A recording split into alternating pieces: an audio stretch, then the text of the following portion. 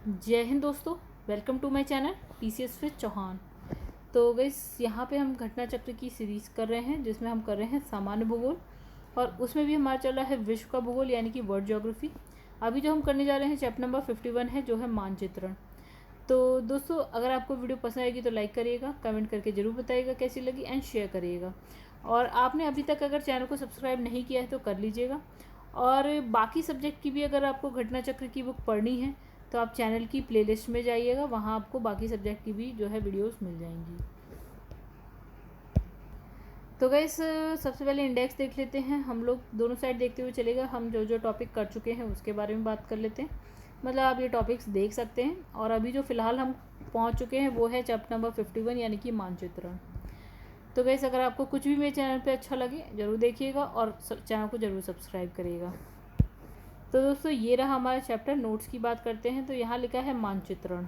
मानचित्र, तो मानचित्र के 3 वर्गीकरण, एक हो गया भौतिक मानचित्र, एक हो गया राजनीतिक, एक हो गया थीमेटिक। अच्छा, भौतिक में हम क्या देखते हैं, जैसे कि पर्वत है, पठार आता है, मैदान, नदी, महासागर आदि को दर्शाने वाले मानचित्र भौतिक मानचित्र कहलाते हैं। यानी ऐसे मानचित्र जिसमें आपको ये सारी चीज़ें दिखाई देंगी। ठीक है, तो हो गया भौतिक यानी कि फिजिकल, राइट। अब ये होता है आपका सेकंड वाला होता है पॉलिटिकल। आप जब एटलस देखते होंगे तो एक पेज पे आपका फिजिकल बना होता होगा, एक पे आपका पॉलिटिकल बना होता होगा। तो इसमें क्या है, जो पॉलिटिकल में आप देखते होंगे राज्यों के नाम लिखे होते होंगे, उसमें बहुत सारे देश, फिर उसमें नगर, उसमें शहरों के नाम, गांव तो मुश्किल से ही दिखता होगा इस। और विश्व के विभिन्न देशों और राज्यों तथा उनकी सीमाओं को दर्शाने वाले मानचित्र को क्या है, राजनीतिक मानचित्र कहते हैं। ठीक है, अब तीसरा होता है थीमेटिक। तो ये नक्शे अलग अलग खास जानकारी वाले होते हैं। ठीक है, अलग अलग टाइप के कुछ ना कुछ अलग अलग चीज़ें उसमें दिख रही होती होंगी। जैसे कि सड़कों वाला, मतलब आपको एक सपोज़ कि यूएसए का मानचित्र होगा जिसमें सिर्फ सड़कें दिखाई होंगी कि यहाँ यहाँ जा रही हैं, कहाँ कहाँ जा रही हैं। या फिर दूसरा हो गया जहाँ पे वर्षा दिखा रखी होगी कि कहाँ पे कैसी कैसी वर्षा हो रही है किस एरिया में। तीसरा वनों वाला भी होगा, कहाँ पे कितने वन हैं, ज़्यादा कम। ठीक है, चलो आगे बढ़ते हैं। अब इसमें लिखा है मानचित्र प्रादेशिक वितरण तथा स्थानीय परिवर्तन को भली भांति प्रदर्शित कर सकते हैं, इसलिए इन्हें वितरण मानचित्र के नाम से जाना जाता है। तो इसमें लिखा है समान रेखा मानचित्र। बनाते समय समान रेखाओं जैसे समदाब रेखाओं, समलवण, समताप रेखाओं को मूल्यों के उचित अंतराल पर अंतर्वेशन द्वारा खींचकर मौसम मानचित्र का निर्माण किया जाता है। इन रेखाओं को खींचते समय मापनी और आंकड़ों की शुद्धता पर ध्यान देना आवश्यक होता है। यदि वस्तु का वितरण पूर्णतः संक्रामी है तो समान रेखाओं का उपयोग बहुत उपयोगी रहता है। इसके विपरीत अधिक परिवर्तनशील तत्वों जैसे जनसंख्या का घनत्व एवं वितरण आदि को दिखाने में समस्या आ जाती है। समान रेखा मानचित्र विधि का प्रयोग अधिकांशतः जलवायविक तत्वों, हवाओं, वायुदाब को दिखाने के लिए ही अधिक प्रयोग किया जाता है। इसके अतिरिक्त इसमें भूकंप, लवणता आदि भी प्रदर्शित किए जाते हैं। समुद्र तल से धरातल के समान ऊंचाई वाले स्थानों को मिलाने वाली रेखा समोच्च रेखा कहलाती है। मानचित्र में उच्चावच प्रदर्शित करने के लिए समोच्च रेखीय विधि सर्वश्रेष्ठ होती है। मानचित्र में पास पास खींची गई समोच्च रेखाएं तीव्र ढाल को प्रदर्शित करती हैं। मानचित्र में आइसोगोनिक रेखाएं, समदिक्पाती रेखाएं पृथ्वी की सतह पर समान चुंबकीय झुकाव वाले बिंदुओं को जोड़ती हुई खींची जाती हैं। मानचित्र में जल के अंदर समान गहराई के बिंदुओं को मिलाकर खींची जाने वाली रेखाएं आइसोबाथ रेखाएं कहलाती हैं। मानचित्र में समान वायुदाब वाले स्थानों को जोड़ने वाली रेखा समदाब रेखा कहलाती है। इसी प्रकार से मानचित्र में समान वर्षा वाले स्थानों को जोड़ने वाली रेखा समवर्षा रेखा कहलाती है। समान हिम स्थानों को जोड़ने वाली आइसोनिफ कहलाती है। और फिर समान लवणता के बिंदुओं को मिलाने वाली रेखा आइसोहेलाइन कहलाती है। लिखा है फर्डिनेंड मैगलन पुर्तगाली खोजकर्ता थे। वे समुद्री मार्ग द्वारा विश्व का चक्कर लगाने वाले पहले नाविक थे। आइसोहेल उन स्थानों को मिलाने वाली रेखा है जहां प्रतिदिन माध्य सूर्य प्रकाश की अवधि समान हो।